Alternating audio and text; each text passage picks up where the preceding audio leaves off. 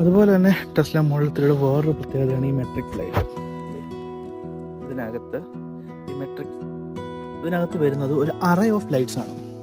Metric ലൈറ്റിൻ്റെ Tesla മാത്രമല്ല എല്ലാ കാർ കമ്പനീസും മെട്രിക് ലൈറ്റ്സ് പ്രൊവൈഡ് ചെയ്യുന്നുണ്ട്. ടെസ്ല ഇപ്പോൾ ഒരു സോഫ്റ്റ്വെയർ അപ്ഡേറ്റ് വഴി, ഇതിനകത്ത് മെട്രിക് ലൈറ്റ് കേപ്പബിൾ ആയിരുന്നു, ഒരു സോഫ്റ്റ്വെയർ അപ്ഡേറ്റ് വഴി ഇപ്പോഴാണ് ഇത് എനേബിൾ ചെയ്തിട്ടുള്ളത് എല്ലാ കാറുകൾക്കും. ഇത് എന്താ സംഭവം എന്ന് വെച്ച് കഴിഞ്ഞാൽ ഒരു അറേ ഓഫ് ലൈറ്റാണ് വെച്ചിട്ടുള്ളത്.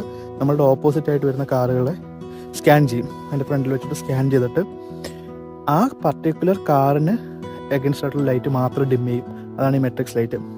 അത് കിടിലൻ ടെക്നോളജിയാണ്. നമ്മുടെ നാട്ടിൽ അത് ഓട്ടോമാറ്റിക്കായിട്ട് ചെയ്യും.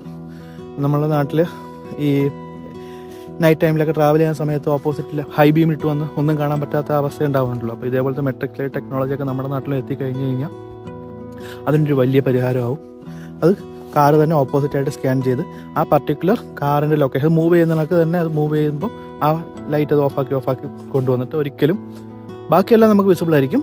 മറ്റേ ഓപ്പോസിറ്റ് വരുന്ന ഡ്രൈവർക്ക് ഒരിക്കലും കണ്ണിൽ വെട്ടമടിക്കില്ല. ഞാനതിപ്പം രാത്രി എപ്പോഴെങ്കിലും ഞാൻ ഓടിക്കുന്ന സമയത്ത് അത് കാണിച്ചു തരാം.